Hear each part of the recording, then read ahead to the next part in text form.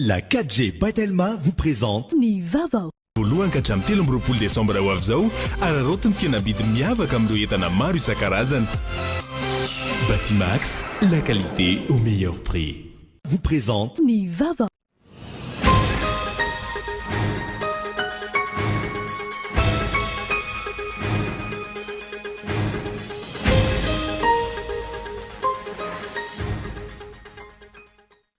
Tany mandala ny demokrasia Madagasikara.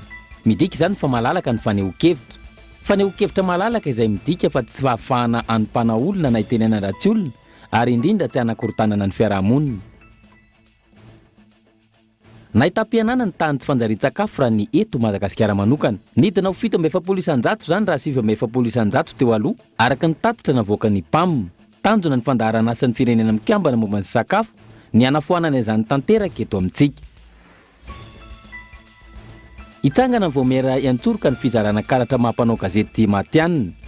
Tafiditra ao anatin'ny fanadiovana ny tontolon'ny asa fanaovana gazety sy ny fanovanana ireo mpanao gazety sitraka ity karatra ity. Amin'ny 17 Desambra ho avy izao, ny fara-fametrahana ny antota taratasy ho an'ireo mpikambana anatin'izany vomera izany. Ny didim-panjakana nanokatra ny lalam-by mampitoy Antananarivo Brickaville indray no resahana aminao voalohany ao anatin'ny zanam-pandaharana ny lasa eto amin'ny fampahalalam-baovaon'ny Cool TV. Ny mikasika ireo fipetrarahana raha te hampiasa main d'œuvre pénale tao amin'ny fonjany Mahajanga kosa ny fampatehivana ny lasa faharoa. Any ivelany, niditra amin'ny andro fahatelo androany ny fitokonana manohitra ny tetikasa momba ny fisotrondronono ao Frantsa. Voahelingelina matetika ny fitaterana, ray amin'ny TGV-N ary ray amin'ny TER 10 ihany no mandeha. Ny andinindin'ireo avy hatrany ary.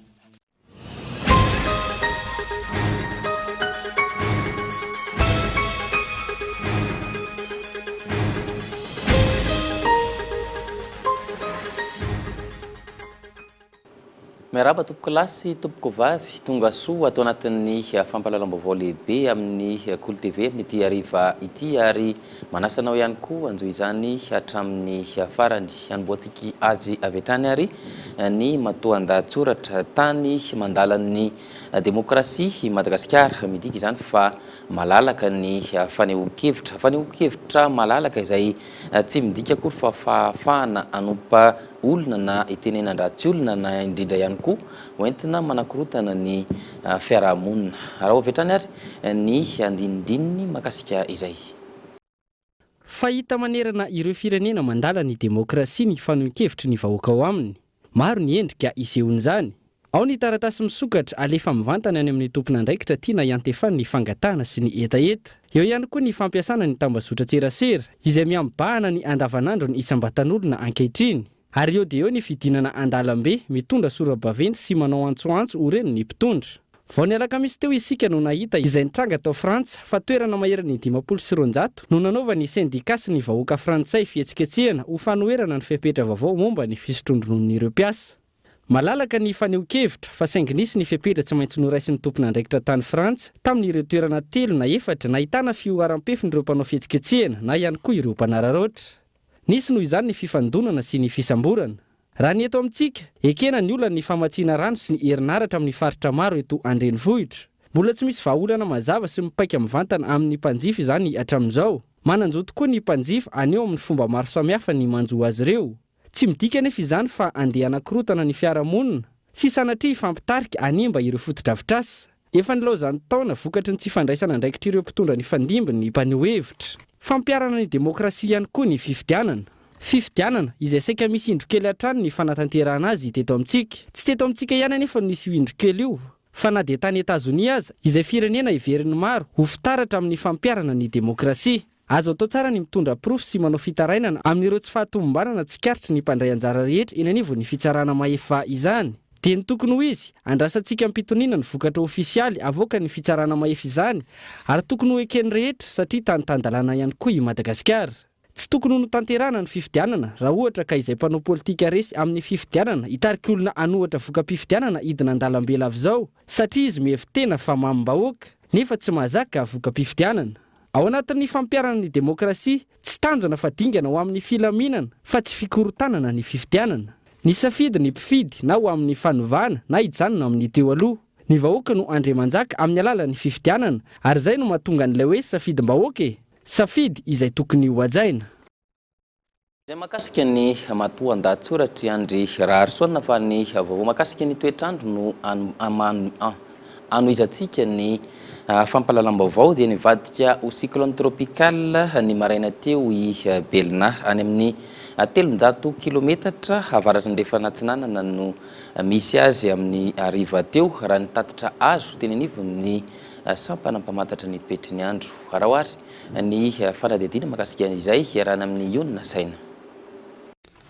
Raha ny fampitam-baovao iray farany avy eny amin'ny sampana mpamantatry ny toetrandro any amin'ny 700 kilometatra avaratra ny refanantsiranana no misy ny foibe n'ilay rivodoza Belna izay nivadika ho cyclone tropical nanomboka ny maraina teo. Mahatratra 300 kilometatra isan'ora ny rivotra entin'ity rivodoza ity ary 400 kilometatra isan'ora kosa ny tafio-drivotra. Mizotra mianatsimo izy amin'izao fotoana izao amin'ny hafainganam-pandeha 120 kilometatra isan'ora.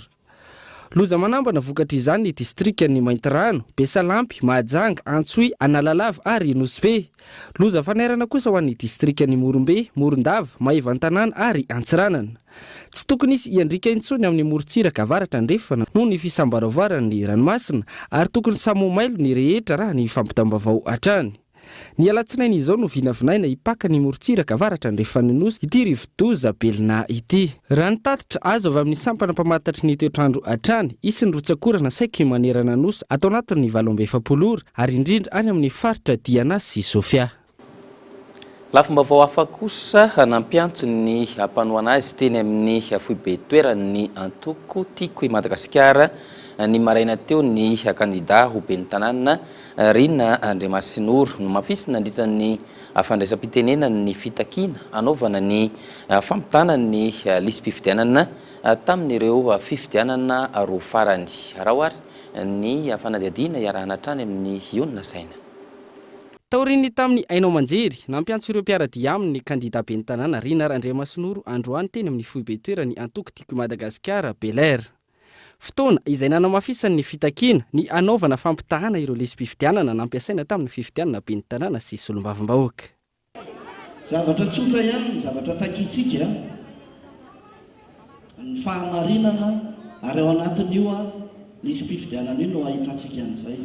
Manjary ny famany foana rehefa tsy mivoaka izay fampitahana izay fa ao anatin'io ny ahitana hoe tena zara bureau de vote numéro 6 ve tamin'ny fifidianana député mbola 6 ihany tamin'ny ben'ny tanàna sa lasa 8.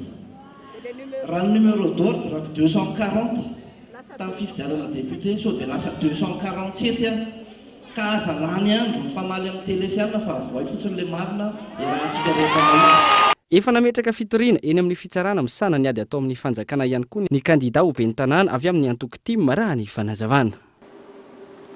Nahita mpianana ny tany tsy fanjari-tsakafo raha ny eto Madagasikara manokana no resahana nidina 720 isanjato raha toka 720 isanjato izany teo aloha raha ny tatitra navoaka ny mpamana ny programme alimentaire mondial. Tanjon'izy ireo ny anafoana tanteraka izay tsy fanjari-tsakafo eto Madagasikara izay. Raha ohary ny fanadihadiana makasika izay. Isan'ireo firenena ahitana tahana tsy fanjari-tsakafo ambony Madagasikara raha ny tatitra navoaka ny PAM na ny programme alimentaire mondial. Efa nisy niezaka natao ampihenana izany ary nahitam-bokany. Raha 720 isanjato ny malagasy no niara-ny tsy fanjari-tsakafo mitarazaka ny taona 17 sy 2000 nahitana fihenana 2 isanjato izany 2 taona taty aoriana. Ampihenana trany io tarehimarika io tsy mitsahatra mitady vahaolana maharitra ho an'ireo olona marefo iara-ny tsy fanjari-tsakafo ny fandaharana asa ny firenena mikambana momba ny sakafo na ny PAM. Tanjona ny ametraka fomba mahomby ahafahana manatsara ny fanjari-tsakafo any fotsiny. La malnutrition à Madagascar est un problème sérieux. Olana mianjady amin'ny firenena malagasy ny tsy fanjarian-tsakafo. Raha ny salanisa no jerena, ny hena ho 720 isanjato ny tany tsy fanjarian-tsakafo eto Madagasikara. Mbola maro anefa niezaka tsy maintsy atao ahafoana tanteraka io tarazy io. Miainga avy amin'io salanisa io, ny antsasan'ny malagasy dia tratra ny tsy fanjarian-tsakafo avokoa. Presque un malagasy sur 2 atteint de malnutrition chronique. Ny renim-pianakaviana sy ny zaza latsaky ny 2 taona no isan'ny arany tsy fanjari-tsakafo mitarazoka raha eto Madagasikara ary any amin'ny faritra atsimon'ny nosy ny akamaroan'izy ireo. Mifanindran-dalana amin'izao programa nasan'ny PAM eto Madagasikara izao izany.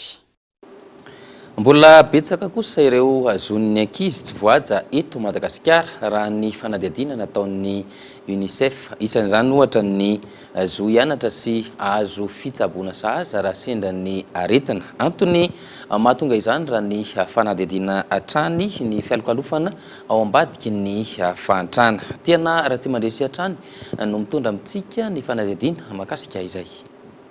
Tompon'andraikitra voalohany amin'ny fanajana ny zon'ny ankizy ny ray aman-dreny vao mampita eny anivo ny fiarahamonina izany. Mifanohatra amin'izay tanteraka nefa ny zava-misy eto amintsika. Mianao anatin'ny fahasahiranana lalina ny akamaroan'ny malagasy ka maro ireo ray aman-dreny voatery maniraka ny zanany asa. Andraikitry ny tsirairay anefa ny manaja izany zon'ny ankizy izany satria izy ireo no avy ny firenena. Je pense que le droit des enfants c'est tompon'andraikitra amin'ny fampanajana ny zon'ny ankizy ny tsirairay na ny gouvernemanta na ny fiarahamonim-pirenena na ihany koa izany sehatra tsy mianka na ny hainao anjery. Maro loatra ireo sehatra tsy manaza ny zon'ny ankizy na izany any ambanivohitra na ihany koa antanàn-dehibe. Tsapa ho mbola sarotra ny fampifantarana izany zon'ny ankizy izany. Manentana antsika ankizy tanora ijoro mba hiady ho an'izany zoanareo izany. plus de ressources, plus d'énergie pour les enfants de Madagascar. Miezaka anamafy hatrany ny fanentanana sy fampahafantarana ny vahoaka ny zo fototry ny ankizy manoloana ny firongatry ny herisetra samihafa ny tambazotra miaro ny ankizy sy ny solotena ny UNICEF manerana ny Madagasikara.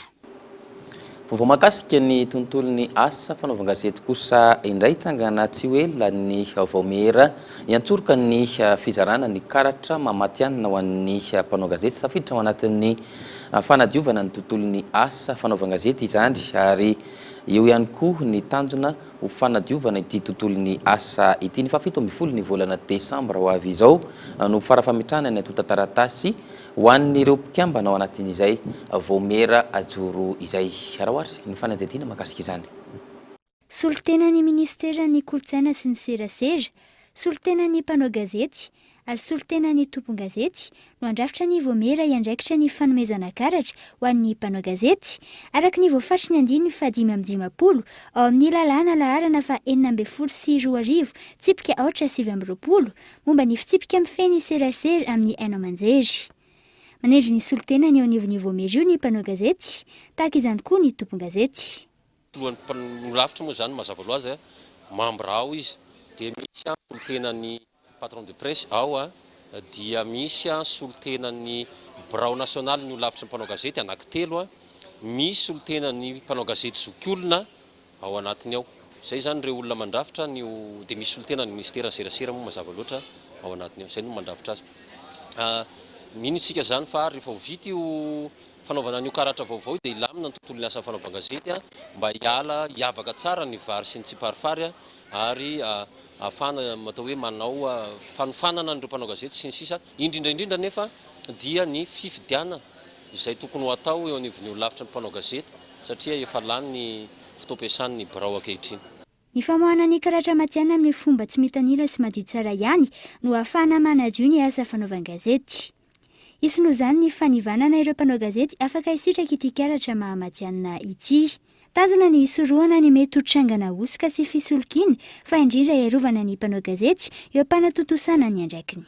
Ny rafitra io vaomera manokana misahana ny fizarana ny karatra mahamatiana ny mpanao gazety dia misy sokajiny olona 3 ao anatiny olona 3 dia eo aloha zany ny solotenan'ny tompony orinasa gazety zareo mivondrona amin'izay mpinona zany sy patron de presse dia eo ny solotenan'ny mpanao gazety isaky ny orinasa zany hoe mpanao gazety soratra fahitalavitra ary onjam-peo dia mety izy koa ao anatin'izareo le misehatra ao anatin'ny tambazotra serasera na internet mpanao gazety zay. Dia misy koa itsakilan'izay ny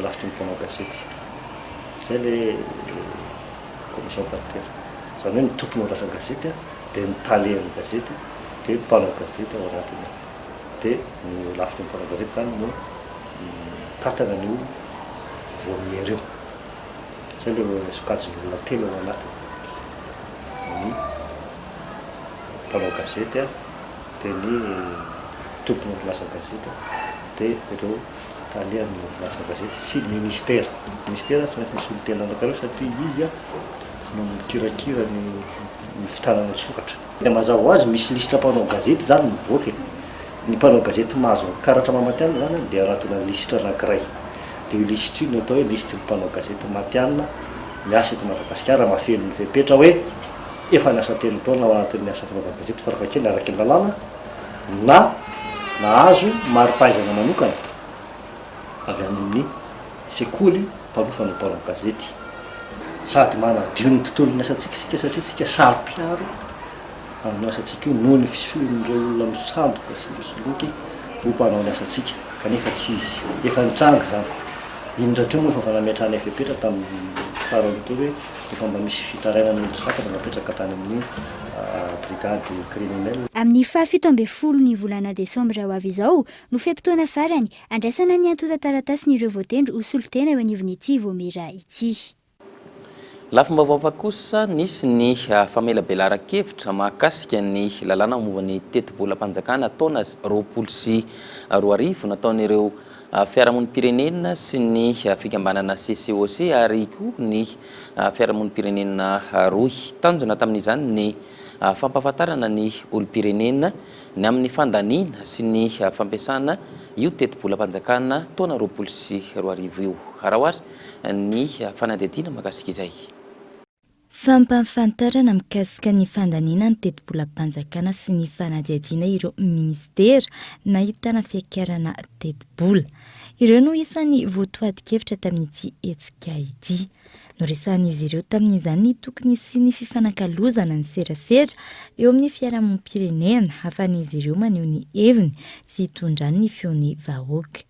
Voaresaka tamin'izany ihany koa ny fitakiana ny sy ny mangarahara amin'ny alalan'ity teti-bola ity. Publica présenté un projet de loi de finances 2020 anadihadiana n'ireo ministera isan-tsokajiny azy nisitraka fiakarana teti-bola mba ahafahan'zareo maneho any olom-pirenena hoe ohatra ny ahoana ny affectation budgétaire ho any année d'exercice manaraka. Teti-bola-panjakana zany dia nisy fiakarana fa ny affectation le fiakarana zany tsy mazava tsara hoe ohatra ny ahoana no ampiasaina ohatra fotsiny zao le fonds souverain tsy mazava hoe ahoana ny fomba ampiasan'ny présidence le fonds souverain inona ny utilité an'le izy zay le resaka retour d'information aty amin'ny citoyen sy société civile zay zany tsy ampy fa indrindrandrindra koa tokony anan'izay culture de transparence zay zany ny gouvernement à chaque fois hoe misy décision araisan zareo dia tokony consultena foana zany ny société civile mahakasika an'izay. Mbola maro no manjavozavo izy ireo indrindra ny amin'ny fandaniana ny teti-bola-panjakana. Araka izany ilaina ny tokony sy ny fampivondronana matetiky ny olom-pirenena sy ny fiarahamonim-pirenena ary ny fikambanana misehatra amin'izany. Ezanatra ny ampiseho sy hanazava amin'ny olona ny lalan'io teti-bola io ary indrindra ny sy ny fiatraikan'izany amin'ny sosialim-bahoaka. Ho an'ny maresaka any amin'ny faritra tomboka tsy ho ela ny fananganana fotodrafitrasa lehibe ohatra amin'izany ny fananganana tranom-bahiny fandraisam-bahiny lehibe izay manara-penitra ao an-tampon-tanàna ny renivohitry Boeny izay iaraha-miasa amin'ny Libiana. Tanjona amin'izany ny famerenana ny lazan'ny fizahan-tany any an-toerana izay ny ratsy tao anatin'ny taona vitsy noho ny izay tsy fahampiny ny fotodrafitrasa andraisana ireo mpizahatany any an-toerana izay. Araintsika ary ny fanampanazavana mahakasika izany. Fanojo amin'izay indrindra dia misy zany ireo mpamatsy vola société Laiko zany société Laiko Madagascar izy io zany filiale na société libiane izay mipetraka sy miasa eto Madagascar moa zany io société Laiko io maniry zareo ny ampiasan'ny volany zany aty amin'ny faritra Boeny amin'ny fanamboarana trano fandraisam-bahiny 5 étoiles sy 4 étoiles ary nandritry ny fampiresahana koa moa zany dia vonony zareo hiditra eo amin'ny fanamboarana koa zany trano natao an'ny be sy ny maro ka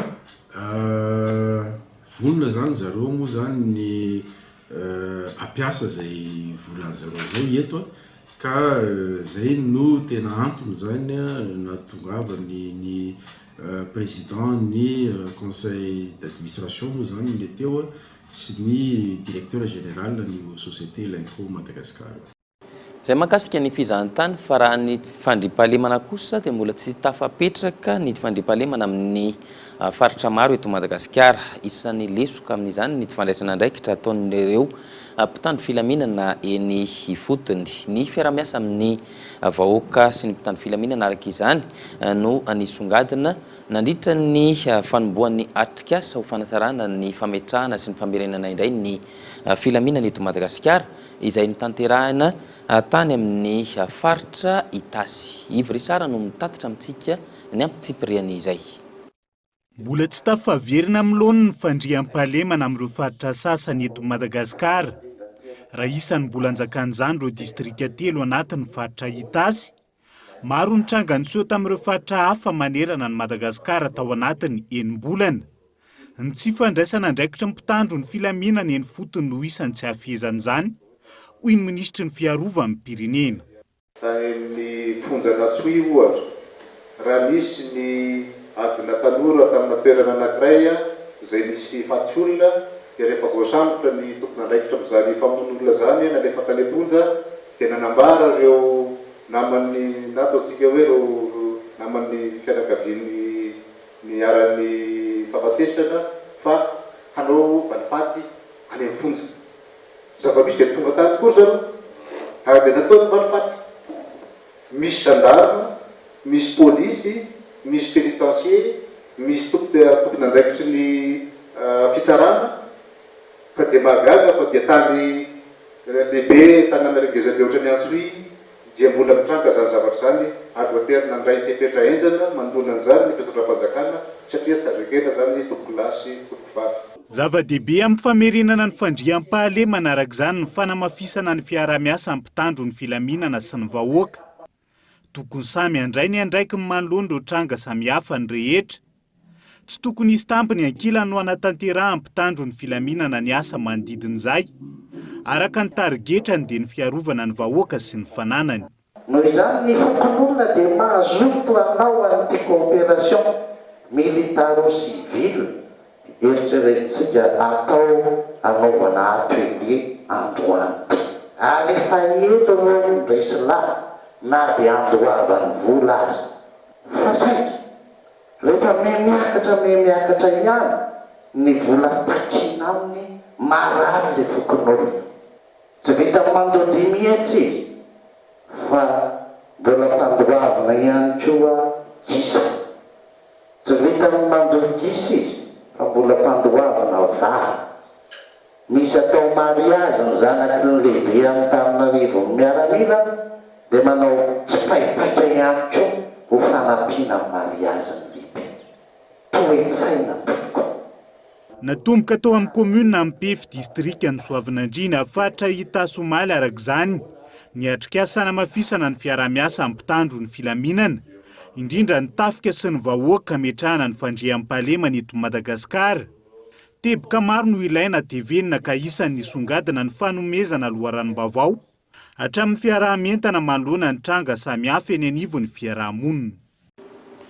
Mialohan'ny anohizantsika ny fampahalalam-baovao amin'ity takariva ity dia isainto kely amin'ireto dokavarotra ireto isika aorian'izay dia hiverina amin'ny maresaka ara-tsosialy, ny vaovao ara-panatanjahantena sy ara-kolotsaina ary indrindra sy ny maresaka avy any ivelany. Andao ary.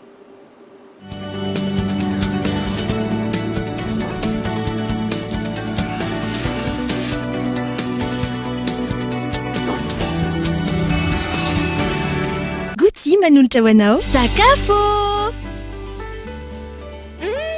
Matsiro matériel izany. Ve nanao no? Ie, super maman mihitsy nanao andre Madeleine matsiro be ireo. Nandeha lavitra be mihitsy vao nahita ny akora tsara indrindra naovana Madeleine.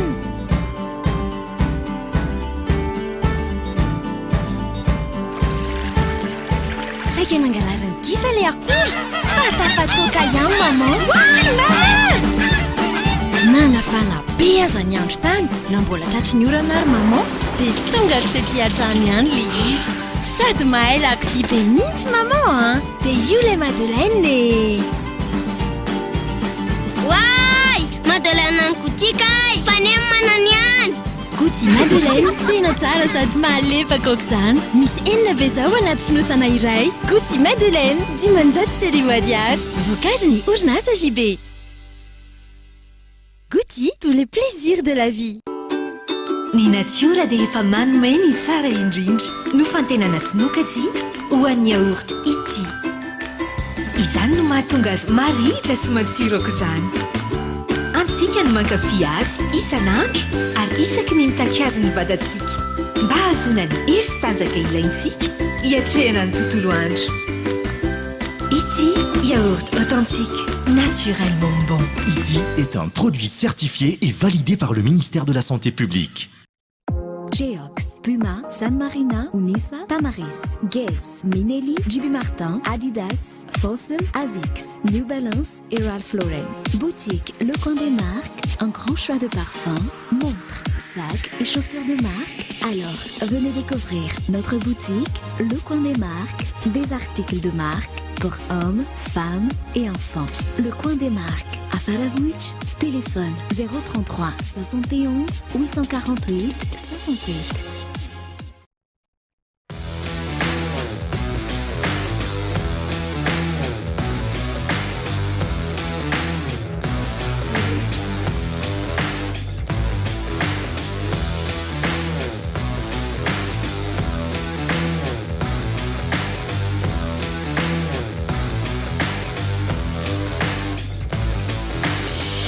Découvrez le R5 16 4G et plein d'autres modèles au Tel Mashup le plus proche de chez vous.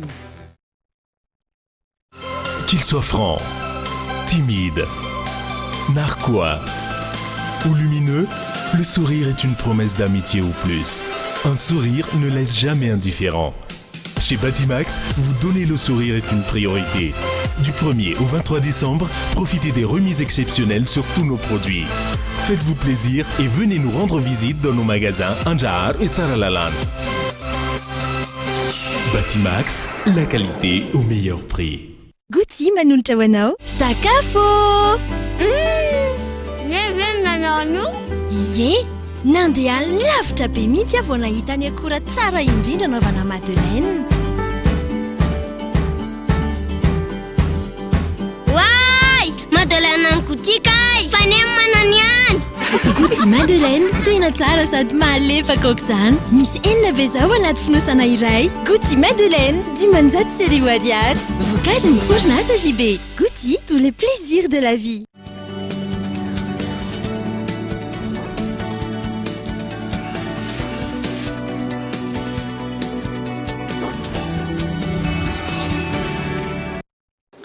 Pamakasika ny trangam-piarahamonina no anoizantsika ny fampahalalam-baovao any Antsirabe. Reny mpianakaviana iray bevoka 3 volana no nisy namono tamin'ny fomba feno abibiana tao an-tranony tao amin'ny fokotany Ambohipeno. Arahantsika ny fanadidina makasika izay iarana amin'ny Kolo Antsirabe.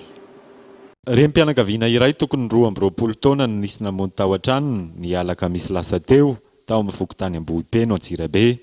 Marihana fa bevoka 3 volana ilay iray mpianakaviana nisy namono ary tamin'ny atoandro Benanahary no nanaovan'ny olon-dratsy ny asa ratsiny. Fantatra ihany koa fa nisy zaza 3 taona niaraka taminy tao anatin'ilay efitrano nitrangano famonoana Mahatsiravina saingy tsy niarany vony ity farany. Fanazavany lehibe pokotany. Ny zavatra nitranga teny Ambohipeno zany dia atao hoe zavatra tena mampalahelo mihitsy satria ahoana moa raha mamono koa ianao mba marikototra ihany ny amono an'izany nefa ny tena olombelona io zazavavy araka ny fanontaniana apetrakinareo dia bevoka eo amin'ny 3 volana teo amin'ny fandrinan'ilay zazavavy zany dia nahitana ireny vongan-dray ireny na hoe cahier de sang zany efa tena nilona somary ataontsika hoe teo amin'ny adiny 1 sasany na adiny 2 teo eo no ny fahaterana nisy teo amin'ny mponina izay nanala ilay zazavavy teo ambonin'ilay fandriana dia tsisy nafantatra hoe izy ity nge efa maty satria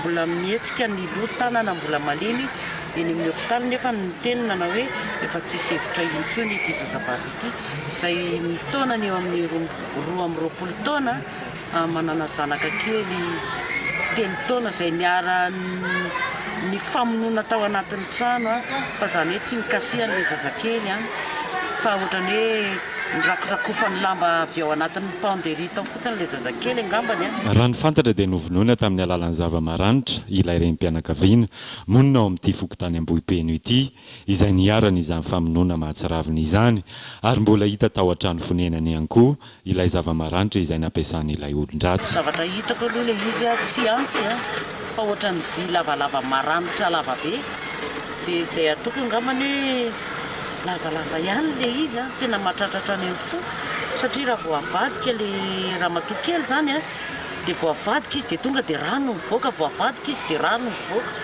zany hoe vao quelques gestes ataony zany tonga dia fa raha foana no mivoaka rehefa nidiniana le zavatra tao anatin'ny tokantrano ohatrany tsy dia misy zavatra verina hoe korotana be nanahoana fa le famonoana mihitsy ny tena mibahana tao anatin'le tokantrano na ny rindrina raha feno raha misy dia tanana zany rehetrarehetra zany hita tao anatin'le constatation nataonay daholo. Tsy fantatra mazava loatra eto ny tena antony izao von'olona mahatsiravina izao fa efa eo ampelantanany manam-pahefana ny raharaha ary efa misokatra ny fanadihadiana lalina ataony mpitandro filaminana tao aorian'ny Tranganivohitra. Ny vilany Nambatolampy indray no lohevitra ho tanterina amintsika ao anatin'ny fandarana alalino rahampitso alahady eto amin'ny Kolo TV amin'ny 7:00 ireo akora fototra ilaina sy ny antanatohatra lalovana amin'ny fanamboarana vilany nresabe teny anivon'ny tambazotra tserasera ny amin'ny fisian'ny varahana ao anatin'ny vilany izay vokarina ao an-toerana sy ny maro hafa no tanterina aminao ao anatin'izay fandarana alalino izay raha hovetrany ary ny ampahany makasika izay. Aty amin'ny lalam-pirenena fa 70 kilometatra mialana Antananarivo no nanaovana ity fanadihadiana ity. Eto amin'ny district Nambatolampy fantatra amin'ny fanamboarana ireo fitaovan-dakozia sy haingon-trano vita amin'ny aluminium.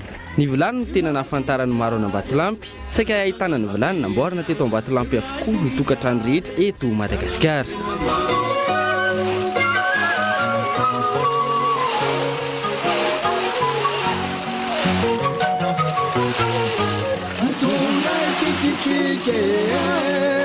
Reto zany zao le akora fototra anisan'ny akora fototra ilaina amin'ilay fanaovana vilany dia reto sarina tavoahangy sy tavoahangana labera le aluminium ireny zany le kaneta sitsika dia ireo no ahodina hoepona avadika le atao hoe reny vy dia iny no anaovana hoepona indray avy eo anaovana vilany fa amin'izy ireo dia mitanareo zao fa manao triage zareo dia misy zany amin'io matotoriana le izy mbola misy tsy alu le izy fa misy ohatra hoe nitavangana jus reny misy vy dia tsy mety zay fa tsy maintsy avahana zany mba ahafahana mampivoaka le vilany tsara. Avezana zahoana reto zavatra rehetra hoe ahoana na tonga avy anteto Ambatolampy? Ay, izy reto zany dia efa misy olona mihitsy miasa manangona andreo mitety an'ireny hoe grossiste kely reny na le toeram-pisotroany reny. Dia mikarama mihitsy zareo dia indray izy mahazo eraky ny kitapo amin'ity moa misy eo amin'ny kitapo avao misy any amin'ny 20 kilo maivana izy tsy araky ny habeany fa 20 kilo zao ty dia mety ohatrany ity ny azon'ny olona ny ray andro dia vidiny amin'ny vidiny izay fanarahany zareo any dia reto indray no mandray anazy amin'ny vidiny. Misy foana ve kry amin'ny akapobeany izy misy foana. Izy zany tsy dia misy hoe crise zany fa ny aluminium karazany misy crise matetika rehefa hoe somary misy fotoana zany izy betsaka ary amin'ny vanim-potoana fety fa amin'ny andavanandro izy dia misy foana tsy miova zany izy matetika. Vidiny stable matetika eo zany misy variation kely fa kely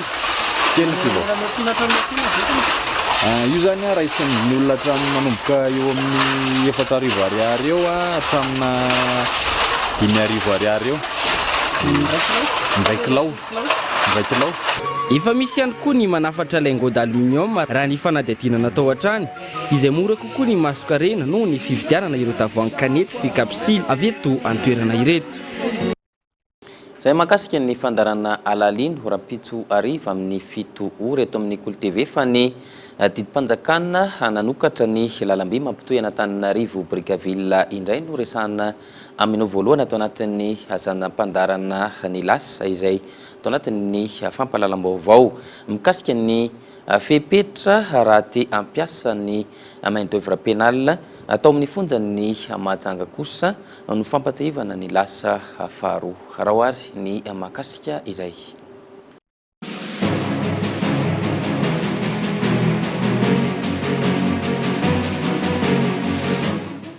Ny voalohany volana janoary 7,900 no nisokafana voalohany ny lalamby miainga eo Sonerana Antananarivo hatrany Brickaville araka ny didim-panjakana nivoaka ny 7 ny volana Desambra 8,900. Antony namoahana io didim-panjakana io ny fahafenon'ny fepetra ahafahana mampiasa ny lalamby ho tombotsoa ny be sy ny maro. Ohatra amin'izany ny fametrahana ny sarandalana sy ny fepetra rehetra momba ny fitaterana izay voalaza ny didim-panjakana nivoaka ny 3 Desambra 7,900. Voalaza tamin'izany ao amin'ny andinin'ny faharoa fa ny foanana ny fitaterana an-tanety Antananarivo Anjiro nanomboka tamin'io daty ny sokafan'ny lalamby io. Teo ihany koa ny fisian'ny didim-panjakana ny daty ny 10 Aprily taona 8,900. Ny talen'ny asa vaventy tamin'izany fotoana amin'ny andraikitra ny fampiarana ny didy. Tsy ary ny lasa faharoa dia namoahana ireo fepetra arahana rehetra raha te ampiasa main d'œuvre pénale teo amin'ny fonjany Mahajanga ny 7 Desambra 3,900. Voalaza amin'ny andinin'ny voalohany amin'io didim-panjakana io fa afaka manome tanana ho an'ny sehatra miankina na tsy miankina amin'ny fanjakana ireo voafonja Eropeanina sy Malagasy ao amin'ny fonjany Mahajanga. Ny talen'ny fonja araka ny andinin'ny faharoa amin'io didim-panjakana io no anaovana ny fangatahana ka ity farany no mandefa izany miaraka amin'ny heviny any amin'ny lehiben'ny faritra mangataka afankatoavana na tsia. Isan'ny notakiana tao anatin'ny fangatahana ny isan'ny voafonja ilaina isan'andro ny fotoana ampiasana azy. Rehefa nankatoavana ny fangatahana dia natolotra ny tale ho an'ny fampiarana. Nisy ny vola tsy maintsy naloa ho an'ireo izay mampiasa ireo voafonja ka ny lehiben'ny fonja ny mamaritra izany araka ny andinin'ny 5 amin'io didim-panjakana io. Rehefa azo ny vola tsy maintsy arotsaka amin'ny budget local araka ny andinin'ny 4. Izay ny mahakasika ny lasa ho an'ny daty ny 7 ny volana Desambra fa mifono anatra sy fanabeazana ary fanandratana ny kolotsaina mamalagasy ihany koa ny kilalao fahiny. Antony anentana ny ministera ny serasera sy ny kolotsaina indray ireo ray aman-dreny sy mpanabe ampilalaon'ny zaza ankehitriny amin'ireo kilalao malagasy fahiny ireo. Araoary sy ny fanadidina iarahana amin'ny ion'ny nasaina. Ao anatin'ny famerenana ny asana sy ny kolotsaina malagasy ny filalaovana ireo kilalao fahiny toa ny fanorona, katro, fampiadiana ravikazo, ankamatatra sy ny sisa. Raha ny zava-misy ankehitriny vitsy amin'ireo ankizy no milalao azy ireny indrindra amin'ireo tanan-dehibe. Isan'ny antony mahatonga izany ny tsy nanazarana ireo ray aman-dreny azy hatry ny fahakely. Nampiny ny rivo-pampandrosoana avy any ivelany ka zary lasa adino sy anjorom-bala ny kilalao malagasy. Misy ny hetsika karakaray ny OFNAC na ny Office National des Arts et de la Culture amerenana sy ampahafantarana ireo kilalao nentim-paharazana tamin'ity androany ity teny Ivandro no nanatanterahana izany. Kilalao malagasy no anaran'ilay hetsika izay hoentina ampiroboroboana sy ampisandratana ny kilalao nentim-paharazana malagasy satria tsapa fa betsaka ny ankizy no voasarika kokoa any amin'ny jeux vidéo sy ny PlayStation ka izay indrindra no antom-pisian'ny ministera sera sy ny kolotsaina amelombelona ireo kilalao malagasy nentim-paharazana. Manana vina ny ministera sera sy ny kolotsaina amin'ny alalan'ny OFNAC, Office National des Arts et de la Culture izay tarihako ny hoe anaparika an'izy ity eraka Madagasikara ampivelatra izy ity satria mantsy ny any amin'ny faritra tsirairay ihany dia fantatra ihany koa fa manana ny kilalao izay mampiavaka azy ka tsara hotrandrahana ihany koa ary ampahafantarana ary ho velombelomina ihany koa. Itoy ary hitatra manerana nosy araka izany ny hetsika toy izao iarahana amin'ny ministera ny kolotsaina sy ny serasera.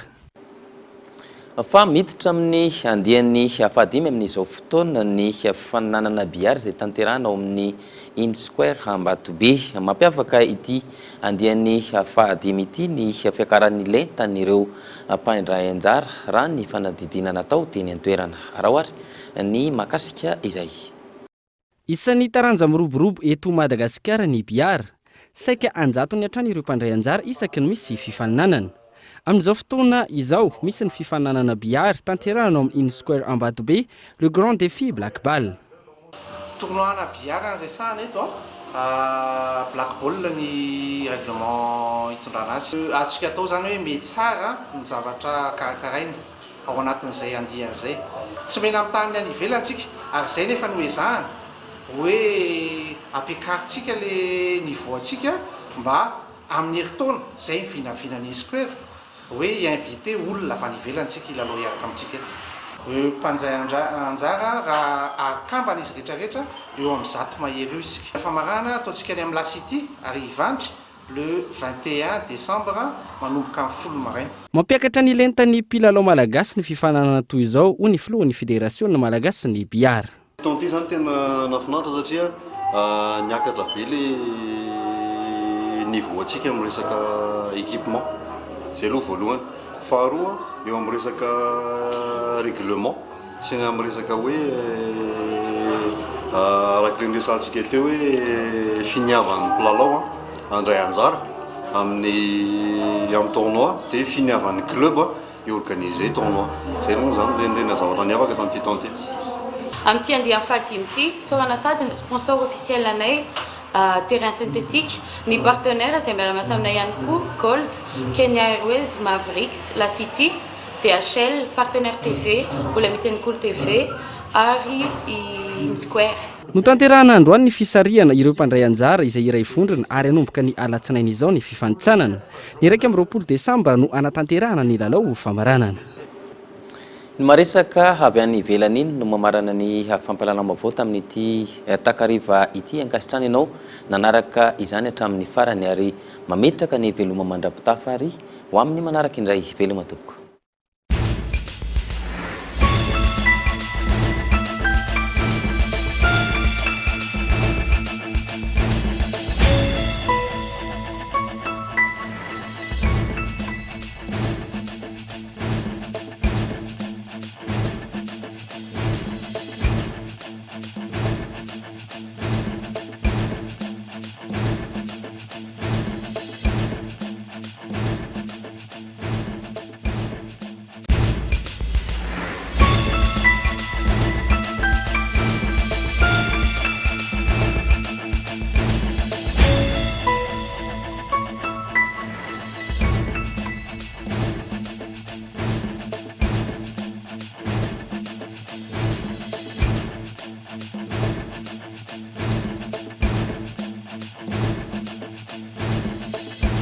Voalohany ka hatramin'ny 13 Desambra ho avy zao ararotiny fihenam-bidy miavaka amin'ireo entana maro isan-karazany.